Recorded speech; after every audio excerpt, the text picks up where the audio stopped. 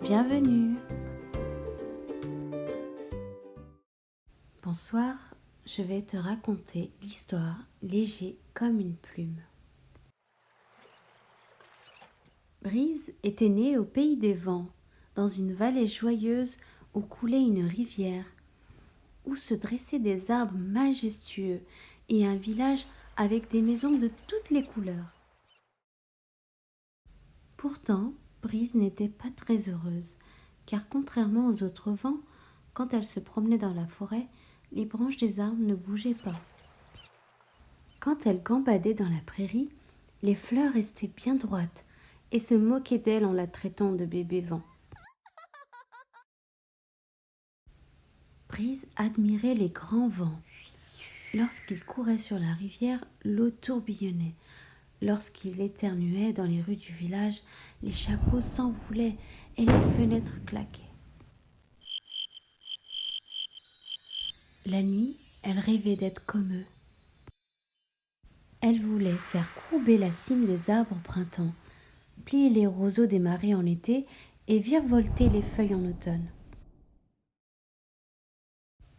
Un jour, elle repéra dans un champ un tas de foin fraîchement coupé et alla souffler dessus de toutes ses forces. Une brindille se mit à bouger, une autre dégringola, et Brise crut qu'elle y était enfin arrivée. Mais elle fut bien déçue en voyant un criquet sortir de la meule en bâillant. « Qui souffle quand je dors ?» demanda-t-il en s'étirant. « C'est moi, » s'excusa Brise. « Je suis désolée, je ne voulais pas te réveiller. »« Ce n'est pas très grave, » répondit le criquet. « Mais à quoi joues-tu » Et Brise, qui avait bien besoin d'un ami, se confia à lui. « Je vois, » dit-il après l'avoir écouté se lamenter. Le criquet grimpa sur la meule de foin et demanda à Brise de souffler sur lui. Brise gonfla ses joues et souffla. Le criquet se courba en avant et ses ailes se dressèrent en arrière. « Pas mal, dit-il. Pas mal du tout. J'ai bien failli m'envoler. »«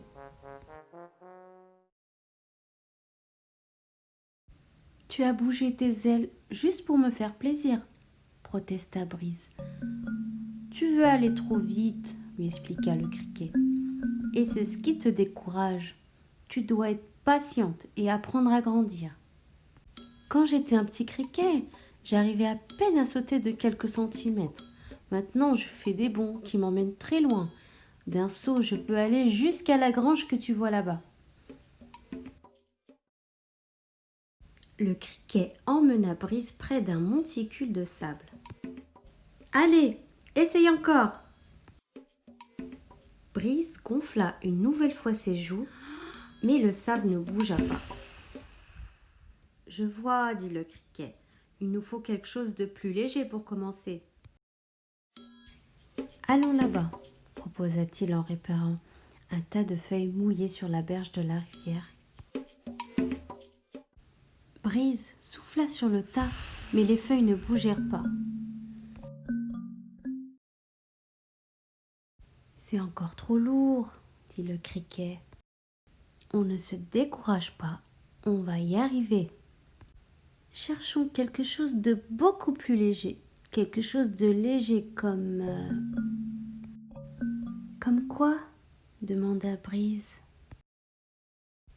Un moine bleu picorait près d'eux, et le visage du criquet s'illumina.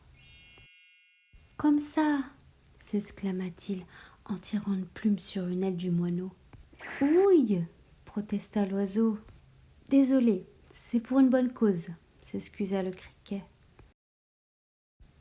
Brise souffla sur la plume, et la plume était si légère qu'elle s'envola.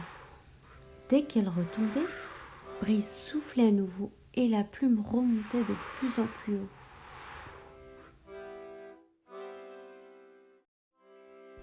Brise était si heureuse qu'elle se sentit aussi légère que la plume.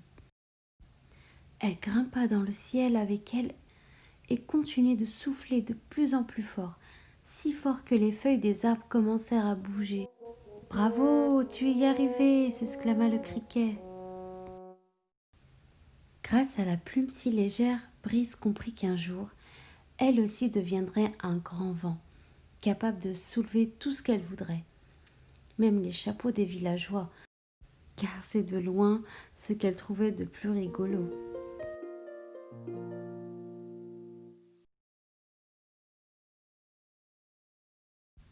J'espère que cette histoire t'a plu et à une prochaine.